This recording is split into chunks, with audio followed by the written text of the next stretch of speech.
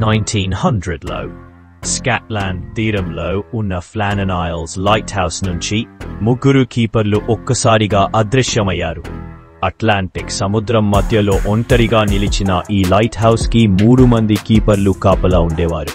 December ఒక relief ship అక్కడికి చేరింది. కాని లోపల చూసినప్పుడు ఎవ్వరూ కనిపించలేదు. భోజనం సగం తిన్నట్టే వదిలేశారు. కుర్చీలు కూలిపోయాయి. ఒక వాచ్ కూడా గోడకే వేలాడుతోంది. కొంతమంది ఇది భారీ తుఫాన్ వల్ల జరిగిందని నమ్ముతారు.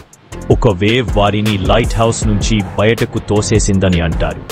మరొక సిద్ధాంతం ప్రకారం ఇది అలౌకిక శక్తులు లేదా సముద్రపు ఆత్మల పని, ఎందుకంటే ఆ రోజున వాతావరణం ప్రశాంతంగానే ఉంది.